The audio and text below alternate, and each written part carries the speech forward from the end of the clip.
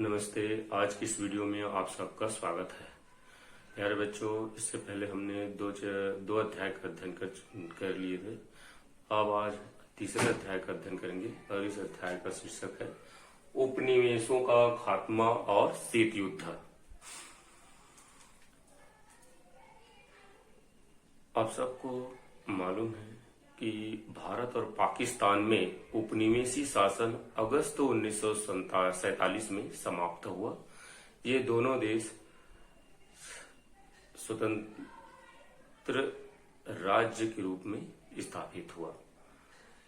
दरअसल द्वितीय विश्व युद्ध के बाद यानी कि 1945 से 1975 तक 30 वर्षों में एशिया और अफ्रीका के बहुत से देश स्वतंत्र हुए। जैसे 1945 में इंडोनेशिया की स्वतंत्रता की घोषणा हुई। 1947 में भारत और पाकिस्तान स्वतंत्र हुए। 1948 में श्रीलंका और बर्मा स्वतंत्र हुए। इसके बाद चीन में साम्यवादी क्रांति के बाद स्वतंत्र गणराज्य की स्थापना हुई। 1950 के दशक में अफ्रीका के बहुत सारे देश स्वतंत्र हुए। उसके बाद 1960 और 70 के दशक में भी और बहुत सारे जो उपनिवेश थे वो भी स्वतंत्र हो गए। अगर हम 1980 में नक्शे को देखें तो या यूं कह सकते हैं कि 1980 की तुलना अगर हम 1940 के नक्शे से करें तो वो बहुत बदल गया, बहुत भी बदल गया है। इस तरह स्वतंत्र देशों की स्थापना हुई। हम यूं कह सकते हैं कि उपनिवेशी शासन की समाप्ति के बाद स्वतंत्र सरकार बनने की जो क्रिया है या जो स्वतंत्र सरकार बनी उसे हम उपनिवेशीकरण कह सकते हैं। एक बार फिर मैं आपको बताना चाहता हूं कि उपनिवेशी शासन की समाप्ति के बाद स्वतंत्र सरकार बनने को हम क्या कहेंगे? उपनिवेशीकरण कहेंगे। इससे पहले पिछले क्लास में आप सबने उपनिवेशीकरण का अध्ययन अच्छे से किए होंगे। तो उपनिवेशीकरण के अनेक पक्ष थे। जैसे पहला, राजनीतिक सत्ता ब्रिटेन के हाथों में थी। दूसरा, उपनिवेशों का आर्थिक शोषण होता था।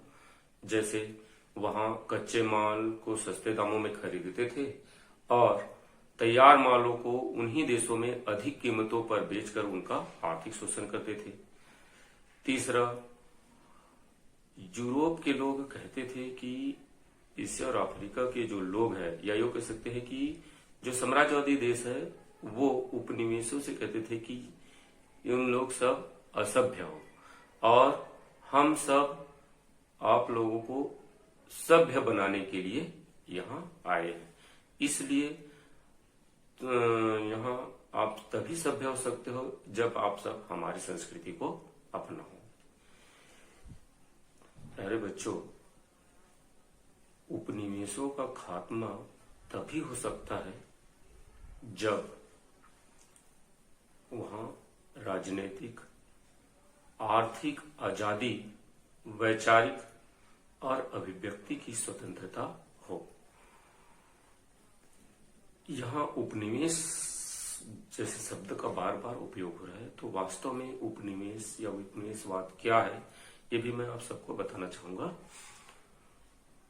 जिसका अध्ययन आप पिछले कक्षा में भी कर चुके हैं। फिर भी मैं आपको एक बार और याद दिला देना चाहता हूं।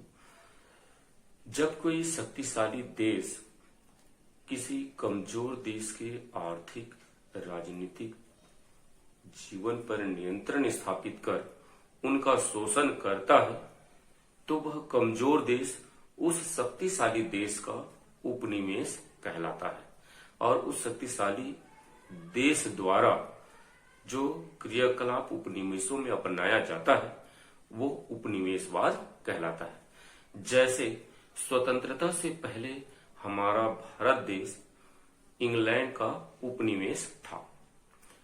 इसी तरह साम्राज्यवाद को भी हम परिभाषित कर सकते हैं।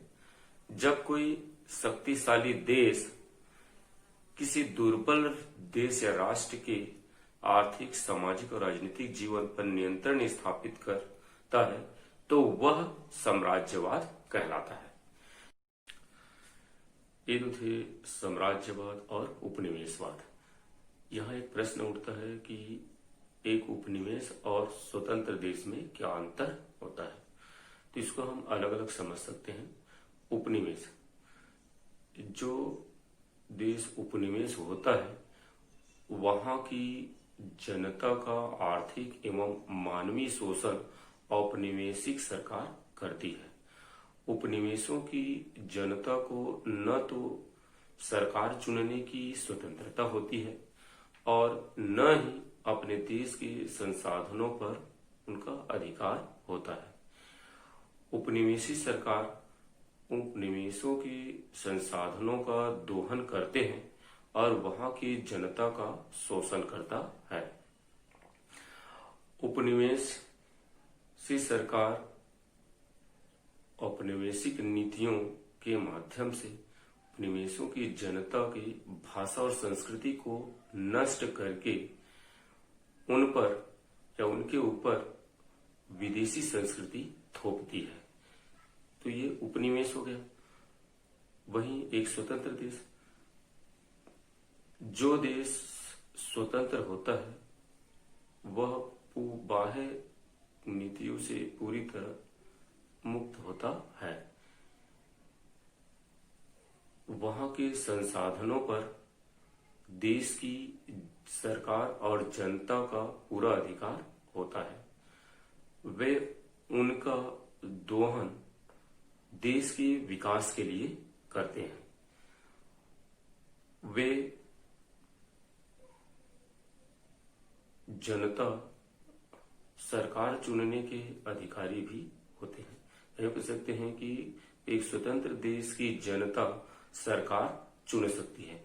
यहाँ की सरकार को आंतरिक एवं बाह्य नीतियां बनाने की पूरी तरह स्वतंत्र होती है। ये सरकार या ये स्वतंत्र देश में आंतरिक व्यवस्थाओं में किसी दूसरे देश के हस्तक्षेप भी नहीं होता है। ये तो हुए एक उपनिवेश और स्वतंत्र देश के बीच अंतर। अब द्वितीय विश्व युद्ध के बाद अंतर्राष्ट्रीय स्थितियां कैसी थी, इस पर चर्चा करते हैं। द्वितीय विश्व युद्ध के बाद बहुत सारे साम्राज्यवादी देशों की शक्तियां कमजोर हो गई। फ्रांस, ब्रिटेन, पुर्तगाल, हॉलैंड युद्धों के प्रभाव से बहुत कमजोर हो गए थे।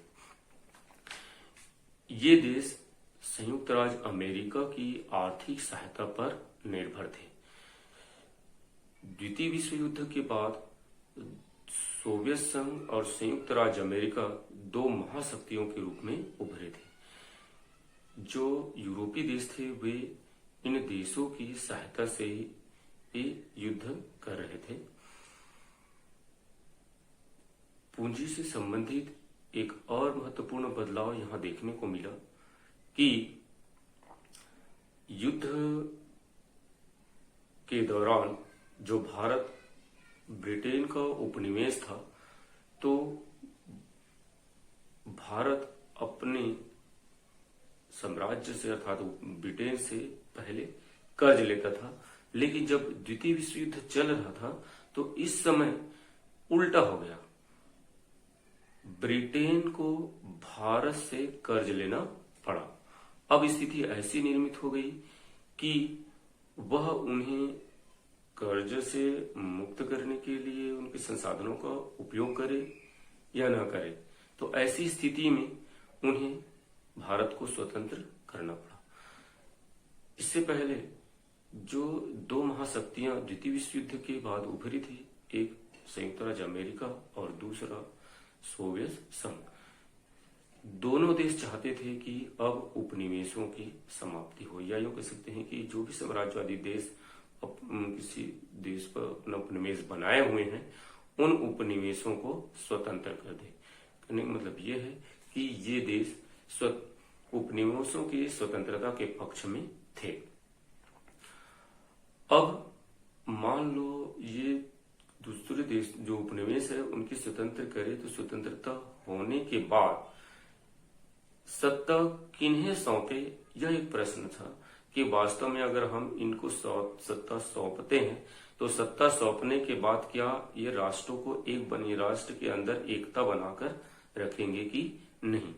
ऐसे ही वर्गों में था, जब ऐसा सोचने वालों में था राजा, महाराजा, जमींदार और बड़े पूंजीपति तथा शिक्षित मध्यम वर्ग।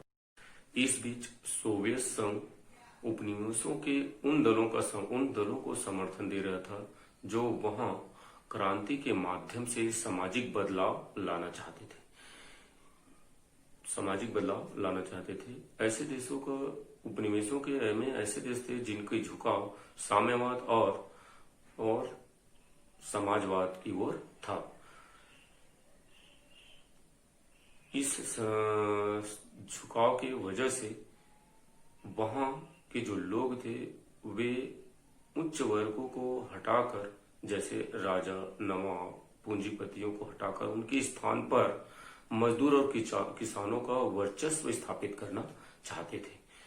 उन्हीं दिनों विश्व के देश दो खेमों में बढ़ गए, एक सोवियत संघ के खेमे वाले देश और दूसरा संयुक्त राज्य अमेरिका के खेमे वाले देश। सोवियत संघ की यह अनुमान या मंशा थी कि उनकी मदद से जो स्वतंत्र हुए देश है वो उनके खेमे में रहेंगे और उनकी ही सहायता पर निर्भर रहेंगे, या कह सकते हैं कि उनके विकास के लिए वो उन्हें सहयोग करते रहेंगे। जैसे चीन, वियतनाम, कोरिया, ये सब सोवियत संघ समर्थित दल थे। इसमें भारत और इंडोनेशिया जैसे देश भी शामिल हो गए थे। दूसरी ओर अमेरिका इसका विरोध करता रहा था, क्योंकि अमेरिका भी चाहता था कि उनके सहयोग से जो देश स्वतंत्र हुए हैं वो उनके खेमे में शामिल हो। साथ ही वे साम्यवाद के बढ़ते हुए प्रभाव को रोकना चाहता था। इसके लिए उन्होंने सोवियत संघ समर्पित दलों या समर्थित दल थे या देश थे, उन देशों में पूंजीवादी का प्रचार करना शुरू कर दिया। इसके लिए उन्होंने बहुत सारे देशों में सैनिक अड्डों का निर्माण किया, ताकि जब सोवियत संघ और अमेरिका के मध्य युद्ध की स्थिति निर्मित हो तो उन्हीं सैनिक अड्डों की सहायता से वह उन्हें परास्त कर सके।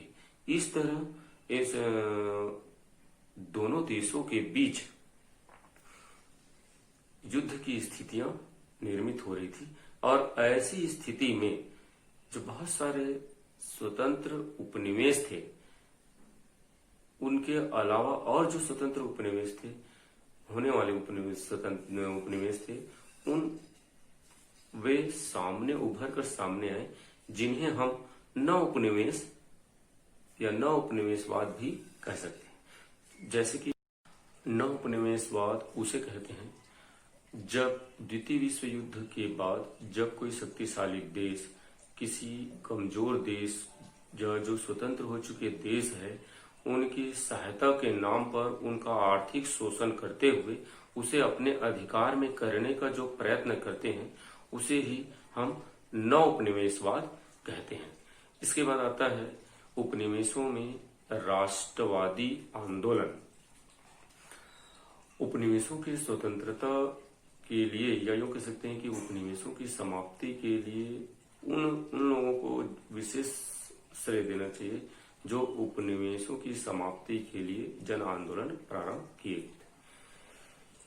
यह कार्य बहुत सारे देशों में शीघ्रता से शुरू हुई थी। इसके अनेक उदाहरण देखने को मिलते हैं। जैसे कि हम हमारे भारत देश में देखते हैं तो भारत देश में इस जन आंदोलन की शुरुआत जनजातियों किसानों के माध्यम से शुरू हो गई थी।